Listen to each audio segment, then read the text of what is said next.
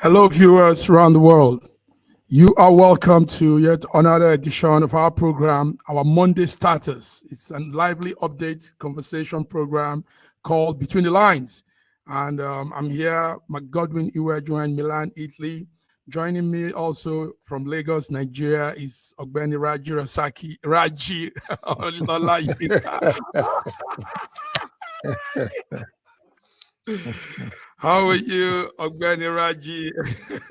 Good I evening, remember the Mark. governor of Lagos State. Yeah, good evening, Mark. And good evening, viewers around the world. Welcome to our Monday program. Yes, welcome, Raji. I know you remember Raji Rasaki too, the military governor. He made our name famous, Yes, Raji he famous. made that name famous. I Also didn't want to joining say us, notorious. yeah, no, he wasn't notorious. Also joining us in far away, not close to me anyway, London, the United Kingdom, is Fiona, Lady Fiona Akano. Good evening. Hello, good evening, everybody. Thank you, viewers, for joining in. Thank you for coming too.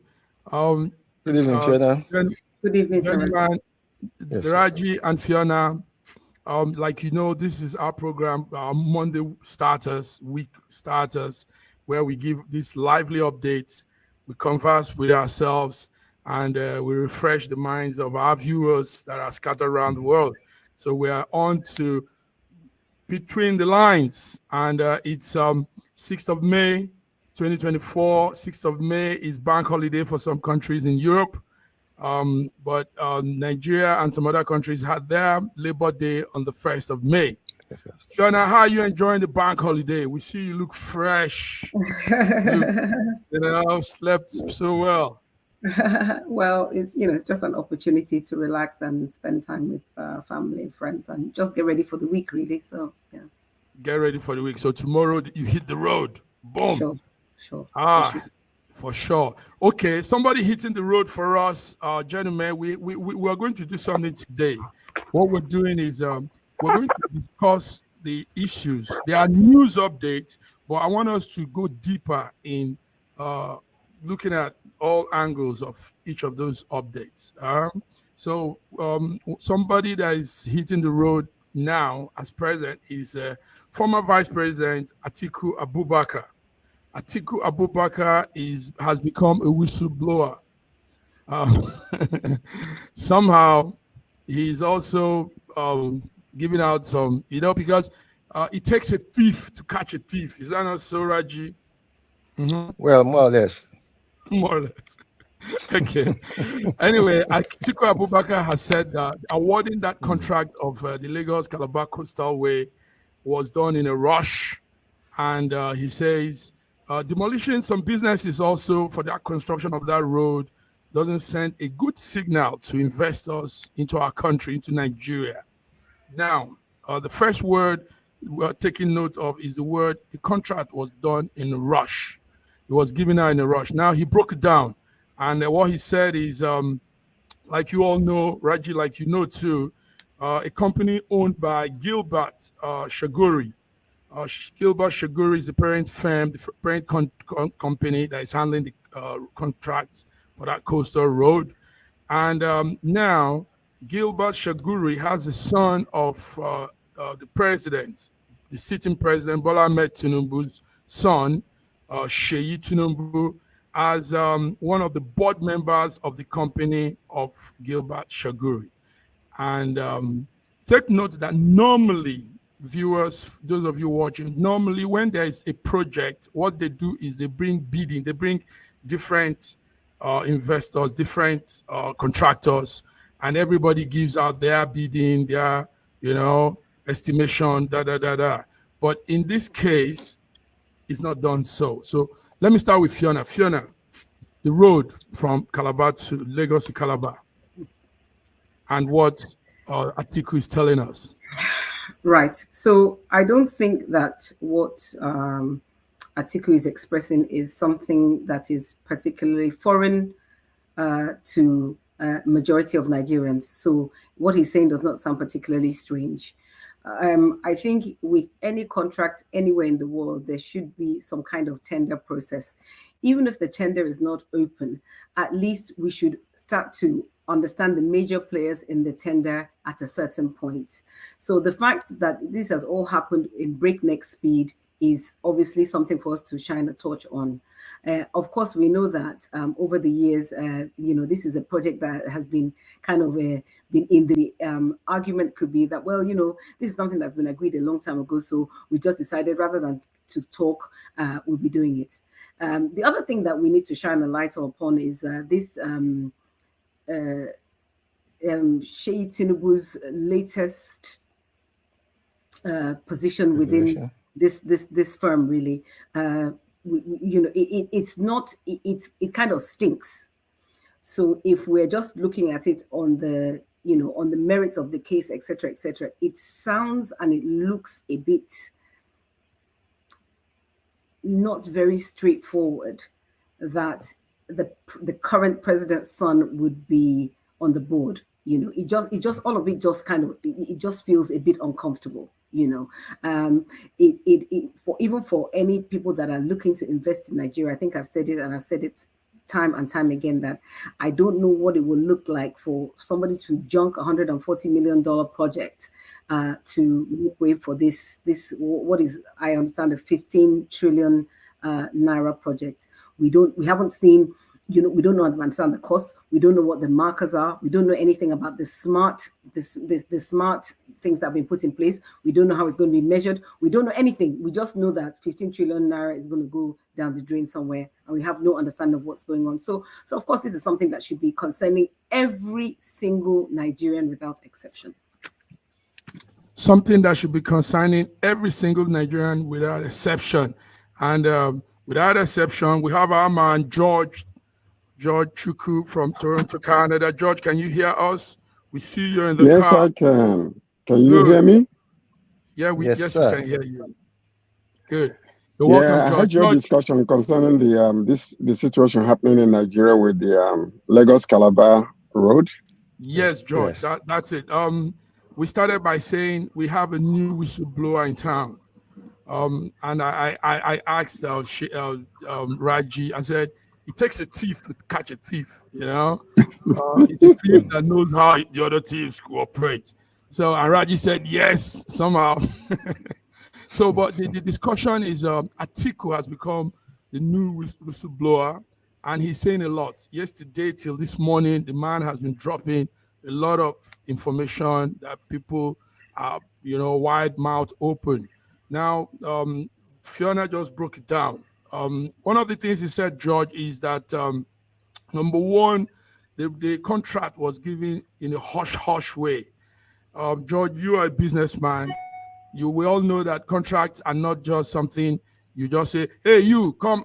I mean, when it's federal government contract, you don't just pick somebody and say, you do this.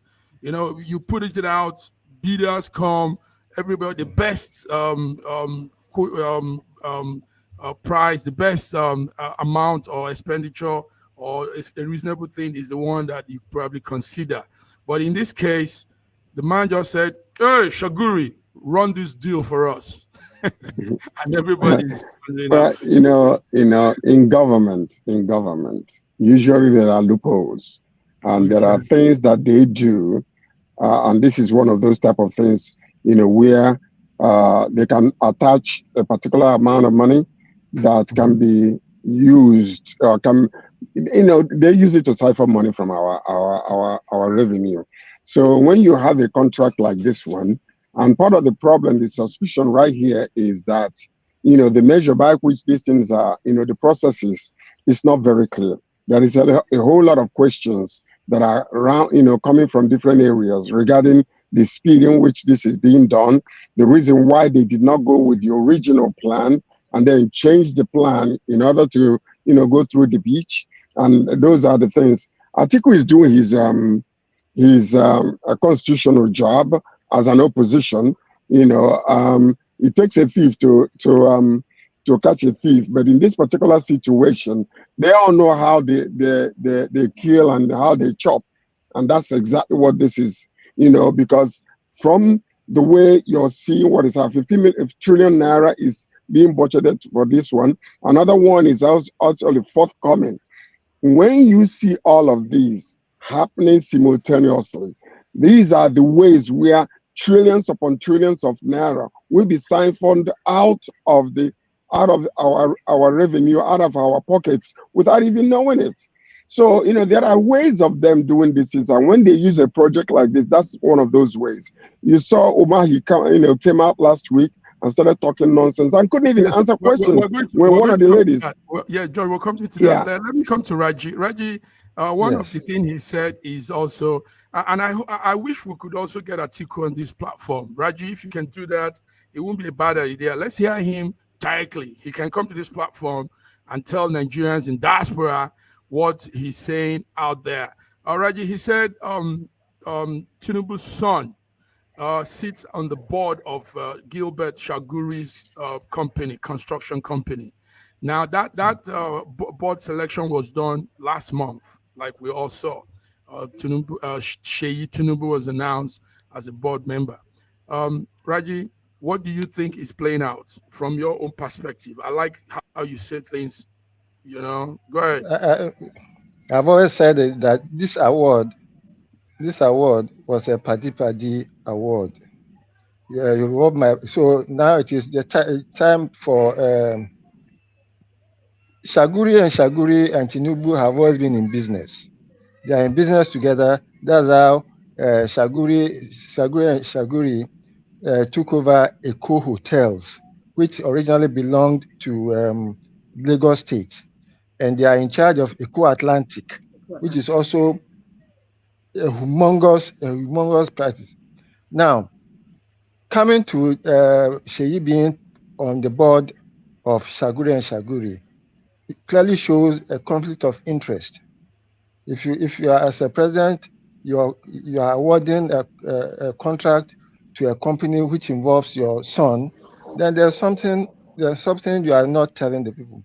But apart from that, the more galling of the whole process is that a government has budgeted 15 trillion naira for a coastal road.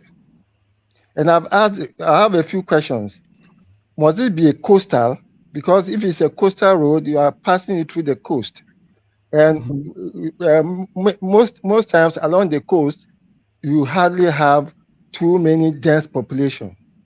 Okay. Then this is going to pass through mangroves. By the time you leave Lagos State, you are going to mangroves, which all these areas are sparsely populated.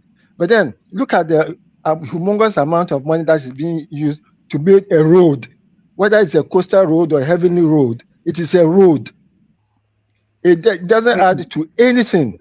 It doesn't add to anything. Raji, Yes. let's bring in our wonderful coordinator it's been long we heard from her. Nyema Benson, how are you? You're welcome to Between the Lines. Thank you so much. Good evening, viewers, and welcome to In Between the Lines. Thank you so much. Long time no see. Yes, Thank long you. time no see indeed. Welcome back. You know, you're doing your thing there, your school, your teaching, and all you're doing. Anyway, but we also know you're following up what's happening in our country, Nigeria. And we also would like to hear some updates from Turkey. Some things happened during the week from Turkey.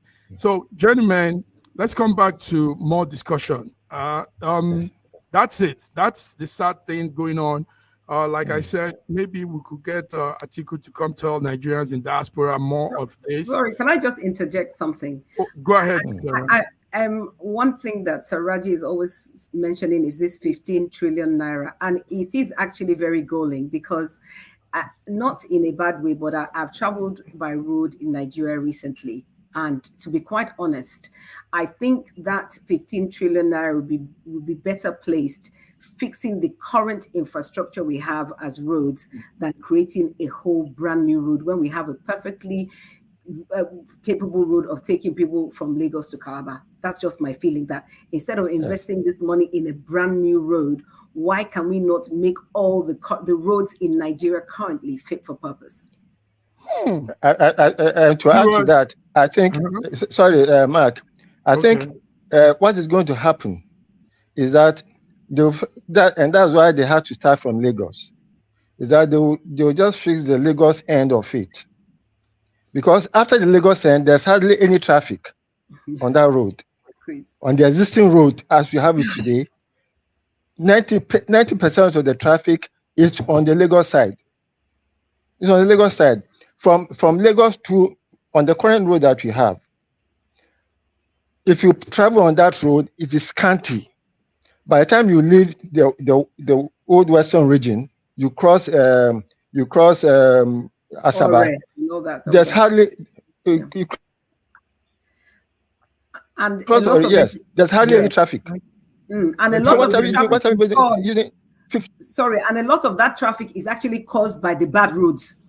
So actually, yes. So the traffic that we're even finding is the bad roads that's causing it. It's not even as though it's that's slowing down traffic. Yeah.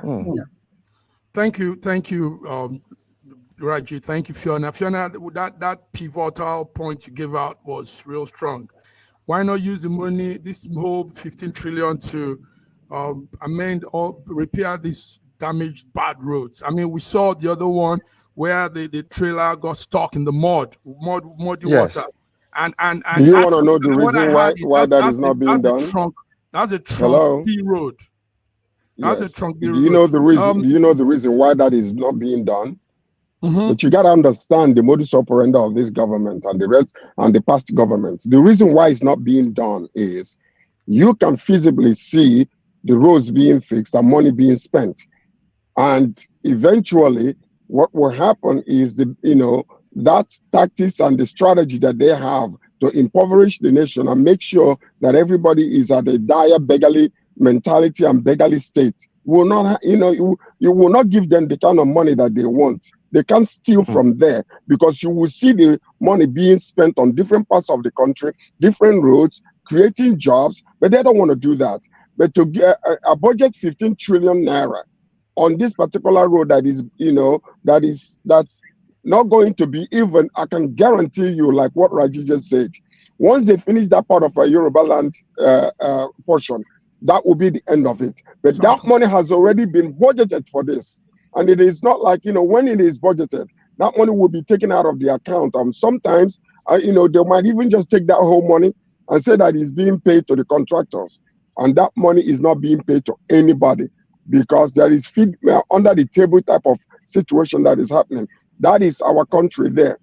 So that's why the former vice president knew, he understands the system and know that's how they steal. That's why he's crying out. So it's not going to happen. It's not going to happen. Sir George, the money is paid. It's paid. It's not paid for the job. It's paid, and they take it. They know who they are paying. They know where they're paying. They know they pay themselves, and then thank you, gentlemen. Like we said earlier, today we want to look. We are going deeper in every topic we bring. Let's really break it down, like you guys are doing now, and I like that.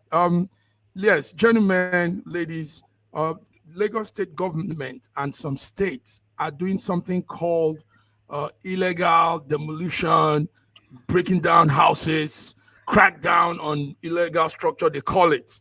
But what we are seeing so far from our corner here is that they are plunging more people into trouble, poverty. They are creating more chaos, more problems for themselves, because people say they are not giving notice before this evacuation, before this demolition. They come on you, they tell you, we're coming 2 hours, they bring the big cranes and break down houses, break people's houses. Gentlemen, we want to talk about this. These are our people. Now, Fiona and I were saying some things earlier back end in the studio. We said, the government has the money to build small unit houses in every state of Nigeria. Small unit houses, and give it out in a very reduced amount. These people pay and have a place to stay. I mean, a place over your head matters a lot. It matters, Now, because there are no housing provision, nothing of sort, these people find themselves sleeping in different corners under the bridge. Nobody wants to be in such condition, but it is how life has boxed them. And now they are being taken out houses broken, their things scattered. Gentlemen, let's start with Iyema. Iyema, I don't know, are you following those news? Tell us, Sure, how do you definitely. feel seeing those things? Houses I broken. feel All it's right. such a bad time for them to. Is a very bad timing, considering the economy of the country right now. It's a bad timing to start breaking houses and laying people off, like making them, getting them to be on the street. Such a bad timing. And also, I do not think that the government didn't give them notice. I think they gave them notice. You know, the normal Nigerians, there'll be someone in the office that will say, "Don't worry, I can fix this. Just give me this amount of money. I'm going to make sure." What I'm saying is, I've experienced this. My family house in River State, that happened. A land was bought, and the land was already in the court, and someone had to resell that land for us to build on it. So imagine someone bribing an already existing matter just to frame other people. So I think that's what happened. I think there should be a ministry that should be able to check these things, not to give out land. I'm sure there's a deed, title of deed, I think, when giving out land. So if Nigeria have this in place, I think people won't be buying This lands, in place. places that are already against the government, like that should not be built on. All those things are in place. Yes, thank you, Yema. Now we're looking at two things here, guys. Number one is the illegal, the destructions and breaking down The of demolition. houses, houses. Then the other one is people that are being driven out of on bridges, under the bridge, and what necessitated that? Why are people living under the bridge? Why are people staying in squalor-like environment? Why are people going through this? And these are citizens of a country. So, Fiona, let's hear you too. Tell us. That's a picture of people carrying out, trying to take their things under the bridge. Now, not one, not two, there are hundreds of Nigerian citizens sleeping under the bridge for no reason. I mean, it's unheard of. You don't do this to your people. Fiona, let's hear you. I mean, first of all, my heart really goes out to anybody that's been affected by this current spate of, homes being destroyed for many reasons. I mean, obviously, when you start creating a shanty town within a city, obviously that's a very concerning situation. The thing that I've never been able to really understand, and I think Nyema kind of spoke to it, is that the permissions for these properties to be built, except if they are maniacs, that permission was received from somewhere. What needs to happen is that the chain of action that has happened all the way from the purchase of the land to the house being built is what needs to be investigated. Because if there are people purporting to be in government, etc., who are giving people permission to build in places that they are not supposed to build in, they are the ones that should be being held to account. They are the ones that should be facing the full extent of the law, not people who have just innocently rented apartments, built, etc. So that's kind of my first view on this particular issue. Secondly, I will never be an advocate that people build houses on floodplains or places where it's going to create a problem with drainage, so we have floods everywhere. Absolutely, categorically, I wouldn't be somebody that would want to align with that kind of thinking. However, if there are buildings that have been built and it is the problem is the fact that the planning permission has some kind of issue, I believe if they are not going to cause any kind of environmental problem, there should be a system of giving a backdated planning permission, even if it's going to be a way of raising revenue, even if it's going to cost 3 times what it would have, whatever the case. There should be a way that for things that are not damaging the environment, floodplains, drainage, there should be a way to post-date their planning permission so that these structures can be left to stand. Anything wasteful is really of the devil. The idea that somebody will build a structure and then it's just demolished, and when I even look at how they're demolishing them, it's almost disrespectful what's happening. These are people's hard-earned money and sweat. Thank you, Fiona. George and Reggie, before you guys speak, let's listen to. There's a young lady called Emefiele, and she's taking the social media today on fire. She's blowing it up because she's coming out and talking about exactly what we're saying. So let's hear this Afrobeat artist, Emefiele, speak on this. Lagos State, what is going on? What is going on? Does it make sense that people will invest millions of naira, millions of dollars into real estate, buy houses, buy land, and Lagos State will go and be breaking walls, breaking houses, rendering people homeless overnight? And it is done serially. It's done back to back. Right now, Maryland, Mende area is on fire. People are sleeping in their houses, waking up the next day homeless. You are ruining the real estate value of the country, ruining the real estate value of Lagos, making people lose trust not only just in the idea of Nigeria, but lose hope entirely in the little coins they've saved to make their life worthwhile, to create some kind of generational wealth. How is this okay? And why? Doesn't make sense. Why they? Oh my God, multi-million-dollar houses. Look, there is a better way to do things. There's a better way to do this. George, when I went to how to build a house in Nigeria, I saw that there are steps taken, and these people, most of them said they followed the step. Like Fiona and Emefiele just said, these houses were not just built overnight. They got permit from the local government. They got the deeds and all those papers. And do you know something? After building, they say the government people come to inspect and say, okay, now go ahead and begin to live. You have a home. And all of a sudden, we woke up in 2024, all of those thing has passed out. I mean, now your house is illegal structure. Break it down, scatter it. George, let's hear you. Well, this is a targeted demolition, whether we like it or not. It's being targeted because, the governor of Lagos State better be careful, because what's going to happen is he's going to leave a legacy of being a demolition government where there is no human face, no human compassion to decisions being made. And then quite necessarily, I believe that what needs to happen is what Fiona was talking about. We need to investigate, find out who gave the permission, where was the certification, when was it done, by who, through which government, because you cannot put any structure down without local government will be involved. I just was doing a renovation in my father's house at Onisha. I know how much I had to pay the local people. If you don't do it, once you put the sign there, they will show up. So you continue to pay them. Then all the way to all the government stages are being involved in anything that you do, including when you buy the land, when you put a foundation, everything. So this is just pure wickedness, but they're just doing it because they feel like they can. All I have to say is they better be careful, because the evil that men do lives after them. That's all I can say.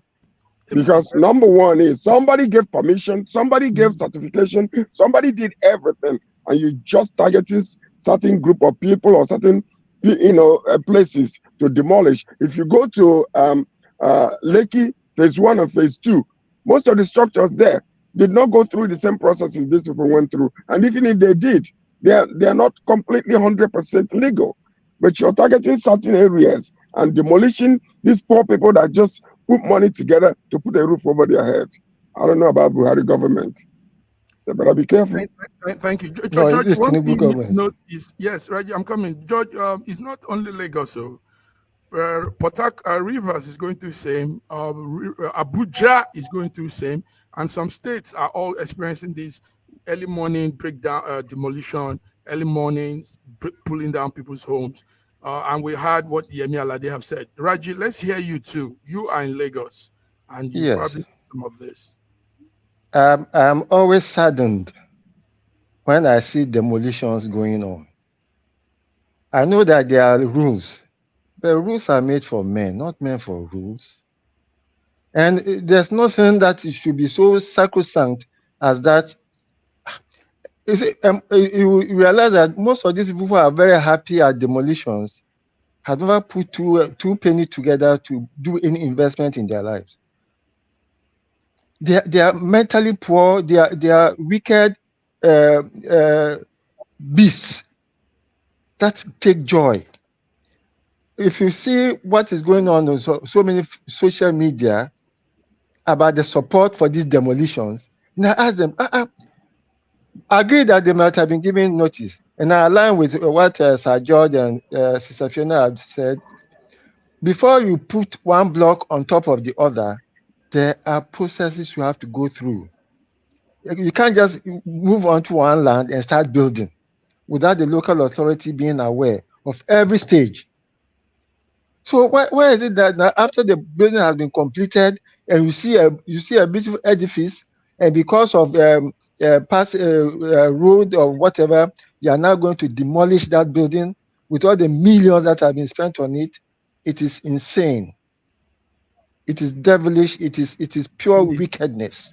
It is insane. It is insane. Something.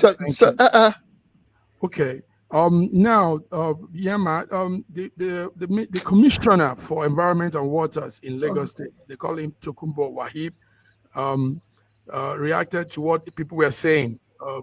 People were saying a lot.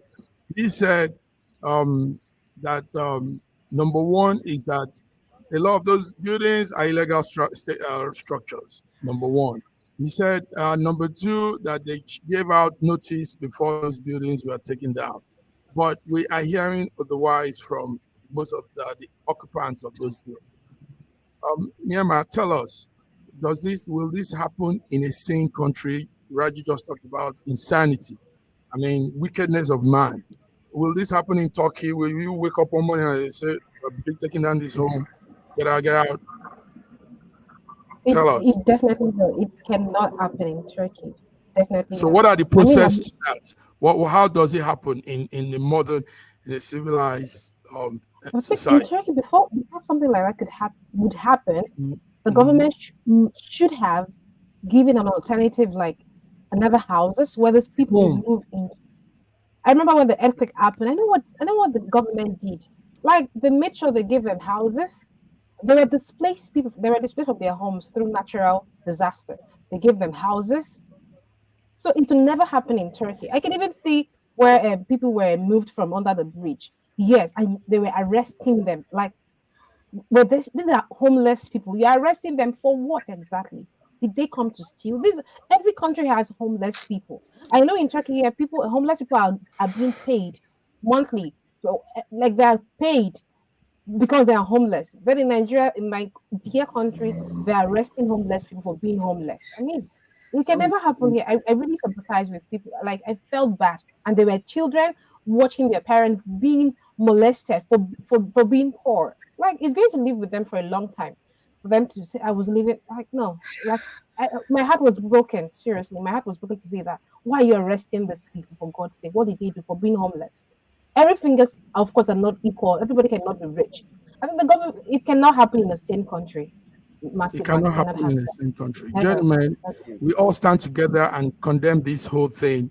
If structures are illegal, let it be done properly. First of all, we've all concluded here that how did it all suddenly become illegal when it went through? It went through stages before they were constructed, and now in 2024, that thing is illegal. Sitting on another man's land, sitting in a way, a coastal line way. Can you imagine? Coastal line all of a sudden. Massive. Did you see a very white, beautiful house that was built in 2023 December? The man said he got the deeds of assignment, everything from the government. The land was surveyed. And that was, he said he has saved this money for a long time to make a home. And just of recent, the house was being demolished. How would this man feel? When will he start again to save for something like that? Like, it is pure wickedness. Pure wickedness. I saw the video. The man, pure wickedness. Very, very. Okay. I'm sorry. Can I just say something? And the thing is that we don't have any pastoral care in Nigeria. I can't see how there's going to be any kind of support for the mental health of people that are going through this trauma. This is trauma. I mean, what they're doing to people, I didn't even realize they were arresting them. In this country, if you leave your dog outside, you can get in trouble. But if in Nigeria, life, I always say it, life doesn't really have meaning and value in Nigeria. I think that's just what underpins all this kind of nasty behavior. Thank you, Fiona. You guys are making it sound it's getting emotional hearing how it sounds, you know. Raji, if Wahab can be on this program, we'd like to hear him talk to Nigerians in diaspora, the Commissioner for Environment and Water Resources. I know you probably could push some strings there.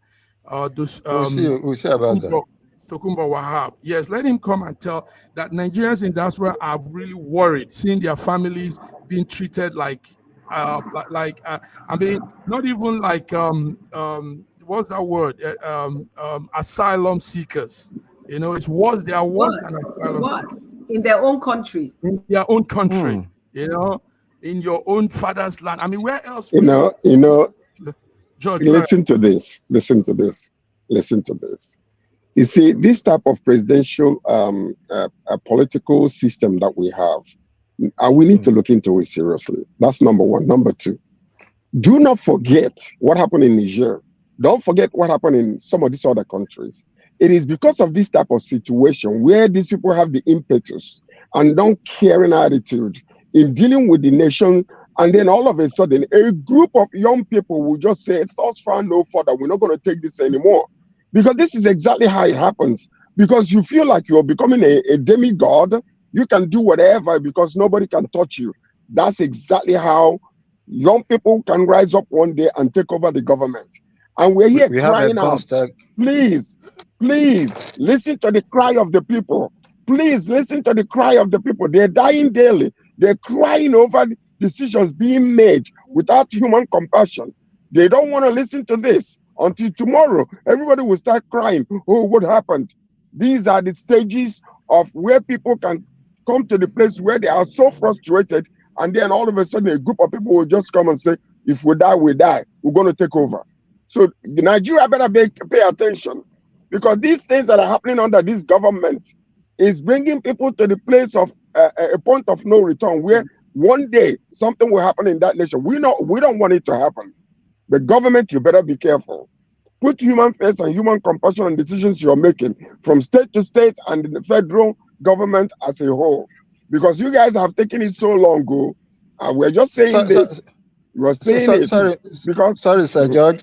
Thank you, George. I feel you. Sir George, I feel you. But I don't think it's ever going to happen in Nigeria. I think Nigeria's case is upside down. What caused the first coup? What caused the first coup in 1966? It's like smacking somebody's hands now, because from the first coup, the next coup the situation was worse. The next coup the situation was worse, and the government after every coup is worse than the previous. And the people are not doing anything. What caused rearrangement in Liberia was the price of a cup of rice. Price a cup of rice, and it changed the history of Liberia. Now we are buying fuel at 1,200 naira per liter, and nobody. And all of us are just sitting there and bearing it.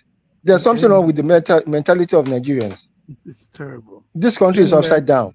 Ladies, let's look into more terrible situations now. On Friday, we missed out something here. Those of us that came, Friday actually was a World Press Day. Friday, the 3rd of May, World Press Day. Now, it's a United Nations Assembly that has declared that 3rd of May of every year to be the World Press Day. Now, I was called in during the week. Some press people from Nigeria added me to the program, and what we're all unitedly talking about is my network. Can you hear me? What we're all, yes, we can. about is something very serious, and that is a call to action to address environmental pollution in Nigeria.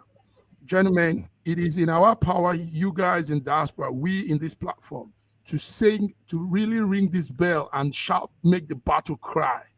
They've destroyed our country. Oil producing companies, Ajip, Enel, Shell, and all of them, Halliburton, all those names, they've spoiled the south of Nigeria has been destroyed because of oil, because of crude oil. So we are all coming to talk about this. I got good information that Shell has ruined people's farms and fisheries. Locals want Shell to pay compensation before anything. Shell has destroyed people's farmland. The farmland of a lot of towns and villages, communities, regions in the south of Nigeria have been locked with oil, contaminating the crops, exposing people to high level of heavy metals like lead and mercury. Now, we need to talk about this. It's serious. George, is really serious. Children are dying of kwashiorkor, no food, because their farmland has been destroyed. So this is a different situation again, entirely in Nigeria. And many people are not talking about this. They are getting away with it. The oil companies are getting away with this. And mind you, listen, guys, mind you, these oil companies are all European and Western companies. American. And they have ethics. They will have their working ethics. They don't do this in other places. You don't come to another man's country, even though you're coming to drill oil, you suck the ground and destroy the place and go. So let's talk about this. George, I want you to talk this too, because you're in Canada where they drill oil, and I know it's not like this. So let's talk, George. It is not. If there is any place that could actually be like what's happening in Nigeria, is in Canada, because what we have is oil sands. So which oil sands, which you have to dig bring the sand and separate the oil from the sand, but yet they have a system whereby there is no pollution. It is all being done, with environmental sensitivity to it. But in Nigeria is a place where, there is, even the government we might have a constitution that actually is supposed to prevent these things from happening. And some of these countries, like you said, that is from the foreign land, they come into our country just the same way you saw what was happening when it comes to some of these flights that are taken up from Nigeria. They have the impetus to increase their own prices, regardless. We saw what happened recently because APs just came into the scene and was able to bring the price down. That's exactly the same thing that is happening in most of these other places. When they cry out, they will take the military and go there and wipe out thousands of people unnecessarily.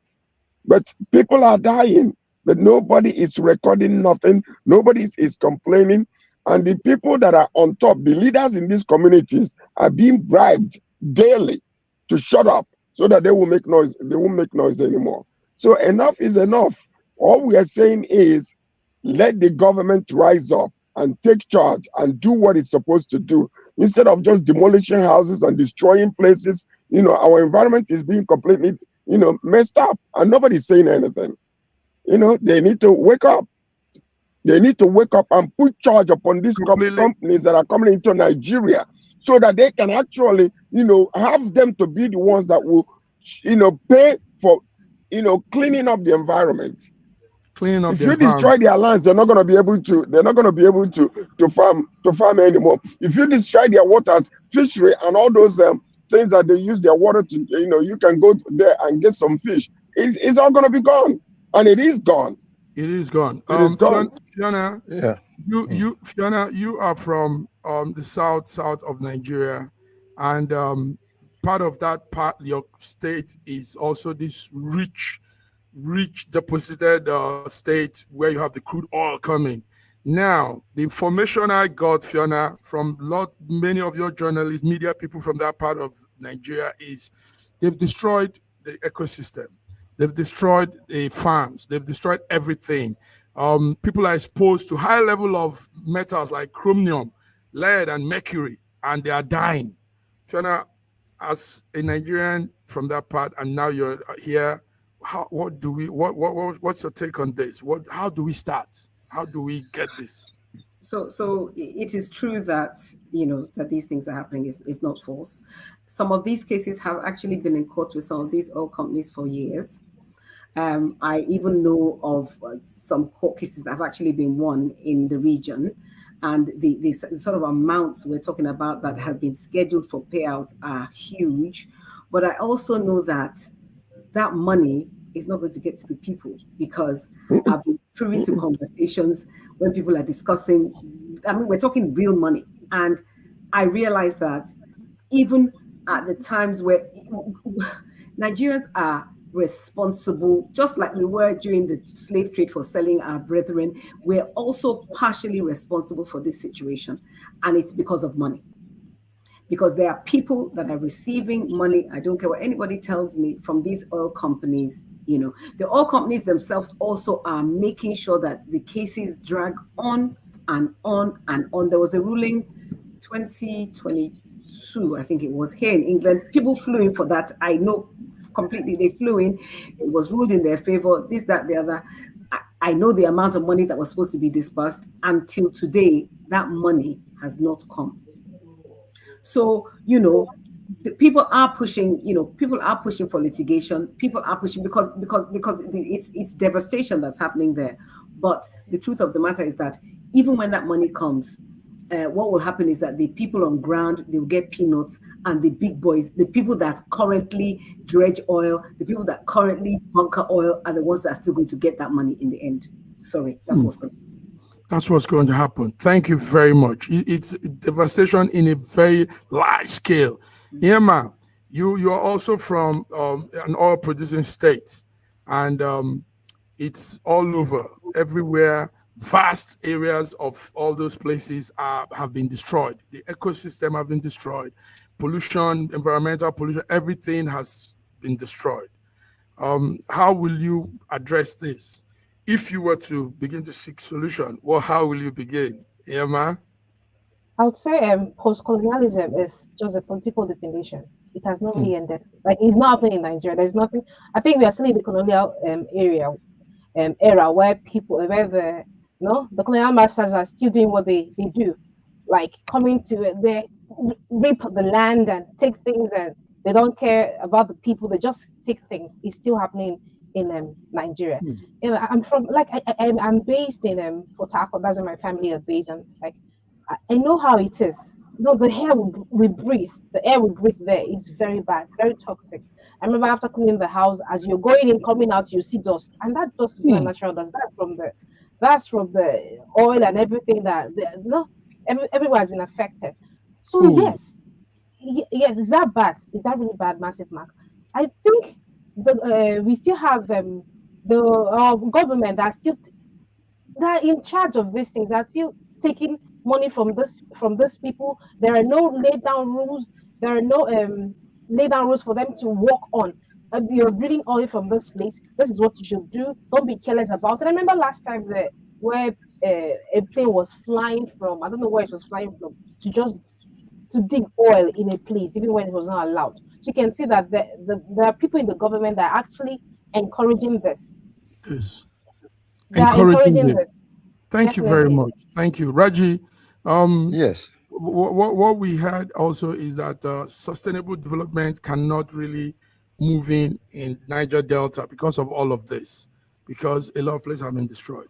How do you, what's your take on that? Now the devastation ongoing in the Niger Delta is probably because of our government. We have never had any government that is people-oriented.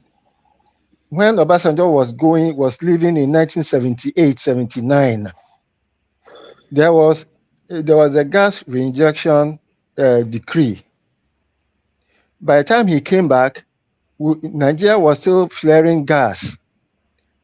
Globally, Nigeria flares more than 50% of gas. Globally, because Nigeria is actually a gas island. We keep on, if you fly over the Niger Delta at night, you'll be confused whether it is day or night. It is government policy.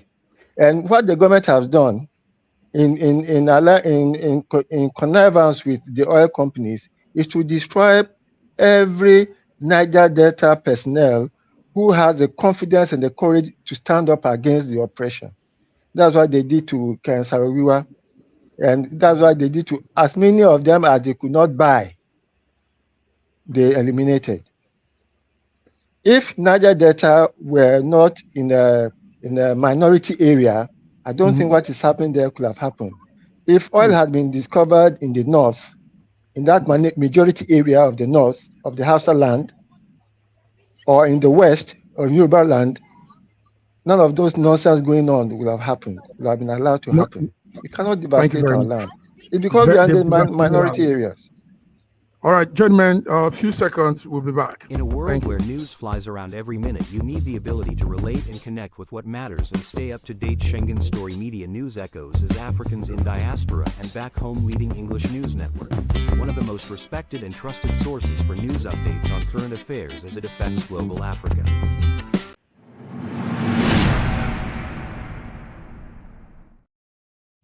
Yes, you're back. Between the lines. Today, the 6th of May, 2024.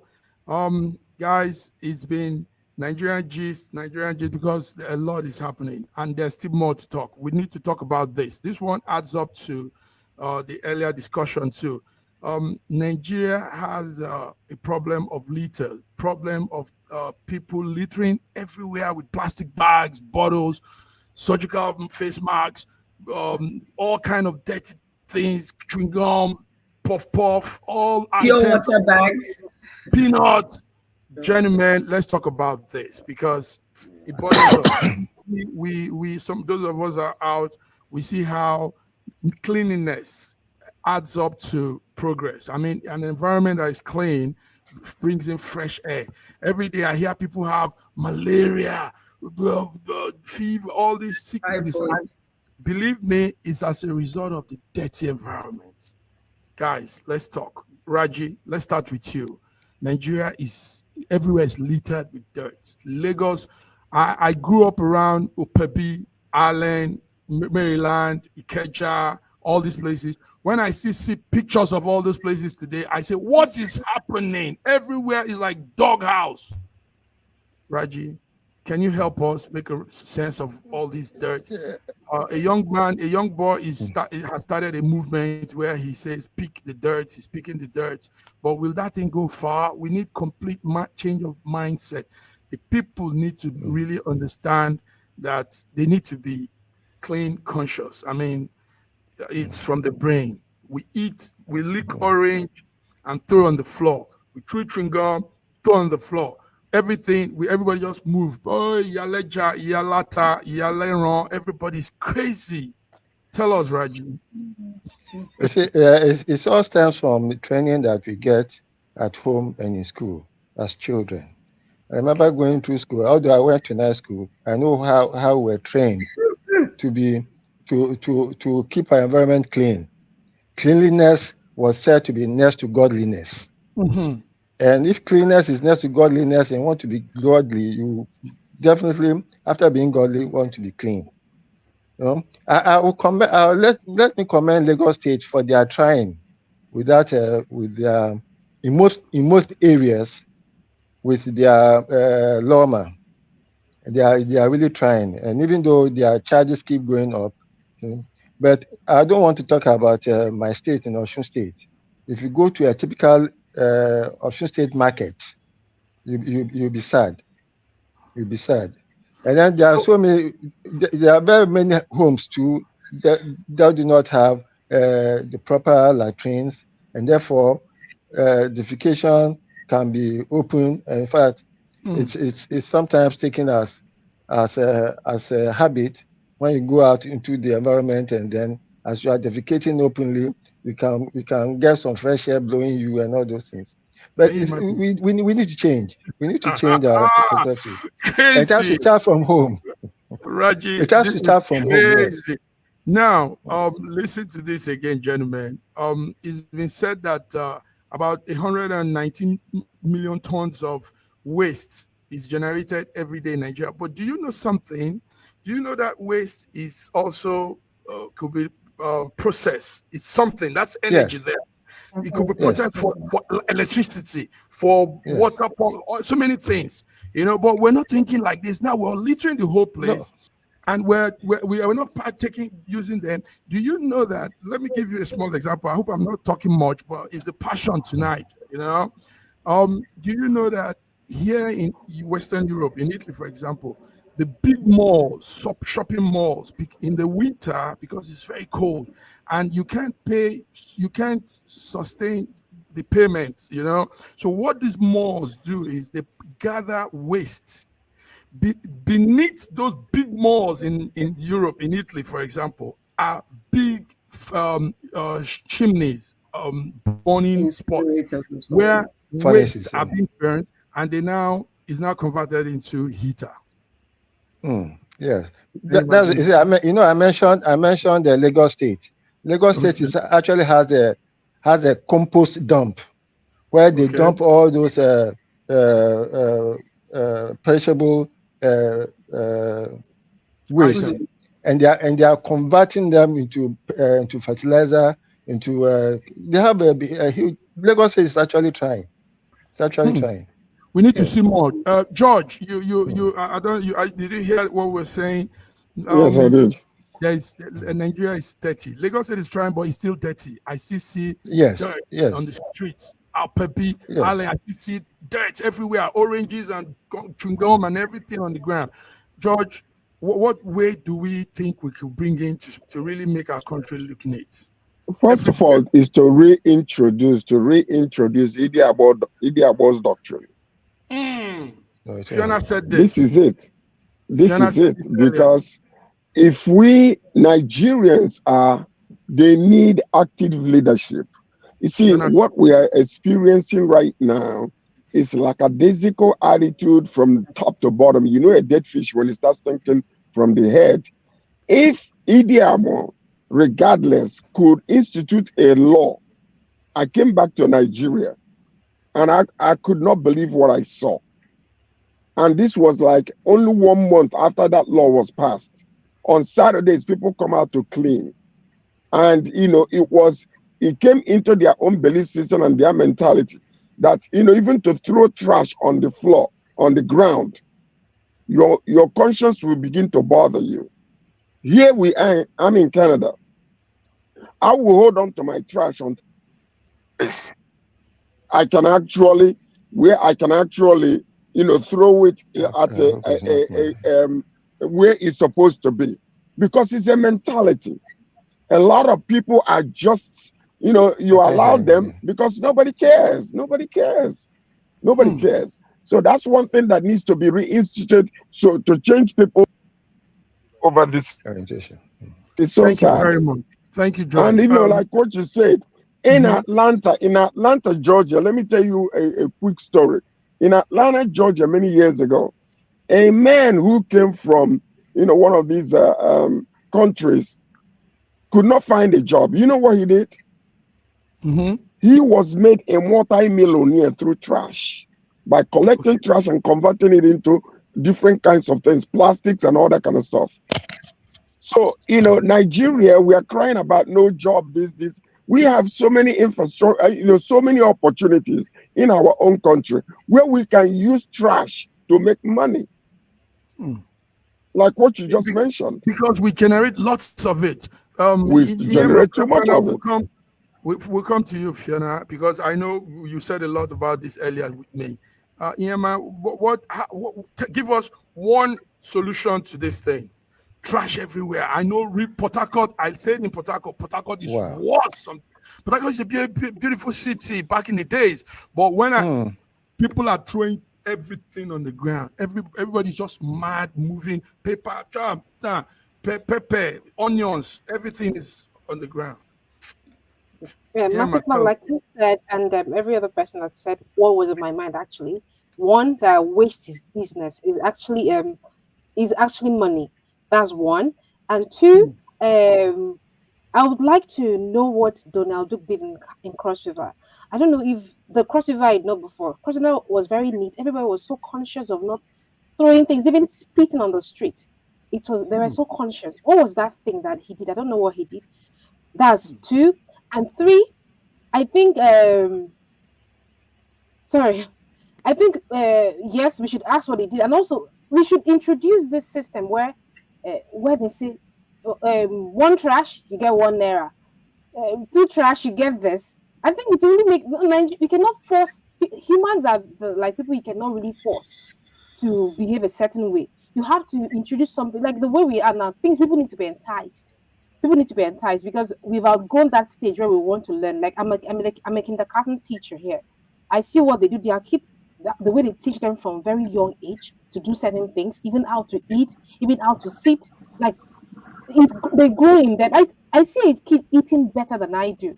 Like the way they eat, they'll not enter the place. I'm like, how are they doing this? And I cannot do that. So it's something that they've inculcated in them from young age. So since Nigerians, it's going to be very difficult for us. I think one we introduce into us educational system from young age, and for those that are grown that stage, we should introduce money because that's what I will entice Nigerians. If you have trash, put it here and take 1 naira. Put it here. People will be forced to take trash there, and by that we're not littering the environment, and that will be turned to money for like the generic. That's actually how they do. That's how they do in Germany. In Germany, when you return bottles, some items, you get something. You get cash.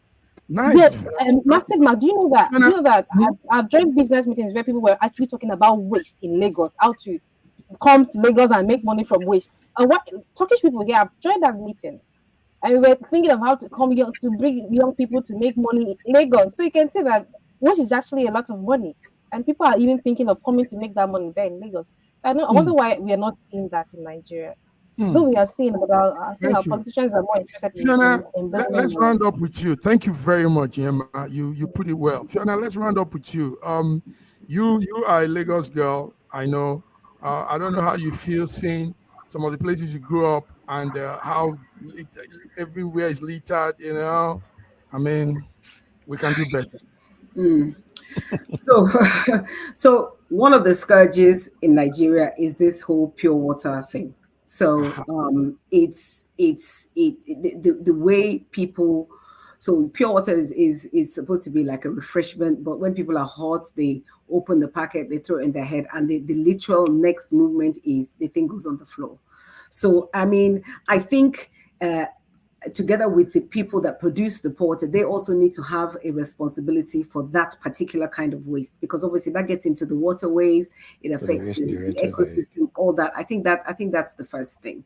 I think the second thing, I think speaking to what everybody has said, is that we have, I think, a 75% youth population. And out of that 75%, we've got a good number of people that are unemployed. If we can tap into the monetization of this waste, then I think that in itself will just create by osmosis a cleaner environment, And I think thirdly, what Sir George said is that Nigerians don't respond well to people speaking to them kindly and really nicely and appealing to them. They don't understand all those things. They just like people to just treat them really badly for them to respond for some reason. Because what he said is true. Then nobody would dare cross Ikorodu Road. Nobody, people just wouldn't do it. And that was just the fear of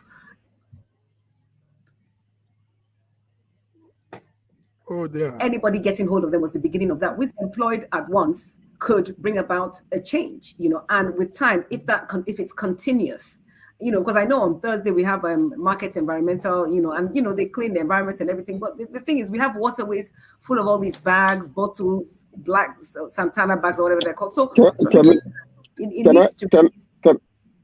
I want to say something, Fiona. I to add to what you're saying. What is happening with spraying of money in Nigeria? Did it not change? When the law came out and they started arresting people, did it not change? Sure. Okay. All of a sudden, they're having an alternative. Yes, they're having alternative ways of spraying money so that it will not fall on the ground. That's exactly what we need. Active leadership. Yeah. That's what we need to do. And then not only that, we have to be able to separate the plastics, the recyclables, and the non-recyclables. Non-recyclables. Sure. If we're able to do that, then we take the non-recyclables and use it for manure, for fertilization. And then the recyclables, they put it together, and for compost, and then they put it together and recycle it into something. Do you know somebody was just recently, I saw it on YouTube, who is actually using the waste that comes out of crude oil to develop plastic for the roads. This tire that we see, the tire is a lot of money. They gather it together, they put it together, they use it now. Instead of you using concrete in your compound, you can use those plastic things to cover the ground and use it for the pavement. So these are constructive ways of changing things so that at least our nation can look good.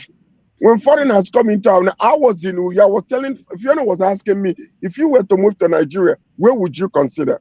I said number 1, Abuja. Number 2 is Lagos. And if all fails, I'm going to Uyo. And then in Nyema, I just said it now. When I visited Uyo a few times. That was my resting place during the political time. The place was one of the cleanest cities I've ever seen. Uyo. And that was from Donald Duke. So what we are doing is just we're putting our eyes away. If we bring make it a law. If you see your neighbor putting trash on the floor, report them. You see, everybody will be scared of doing that. But then the government need to take charge by bringing some of these containers where people can now separate from recyclables and non-recyclable items. So when people are not doing it, if I can show you the ground right now where we are, you will see how clean every place is. Why is that? Because both the government and the people are participating.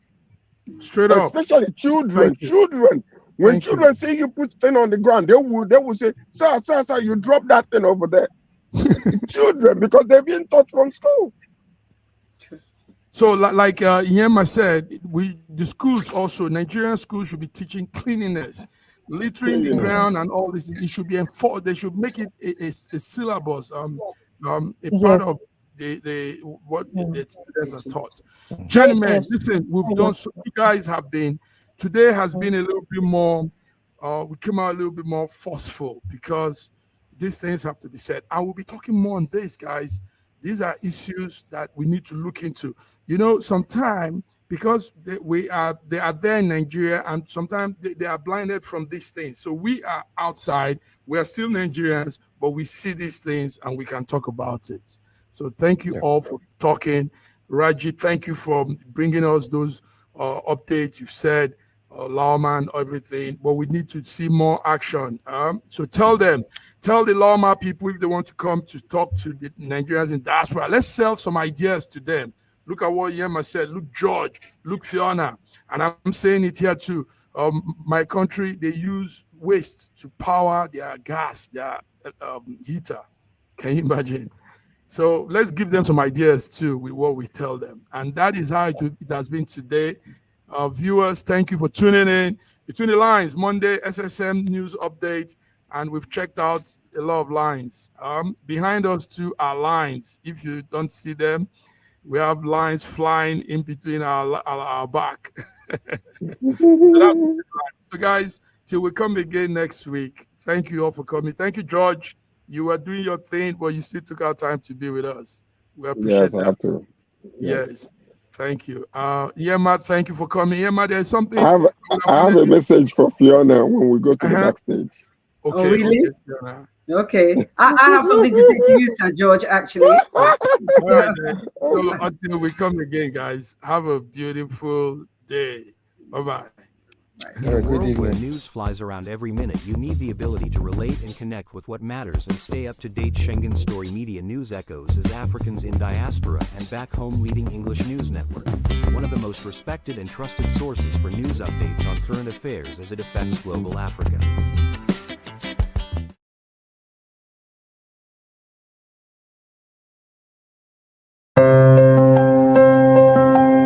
Thinking Guayas.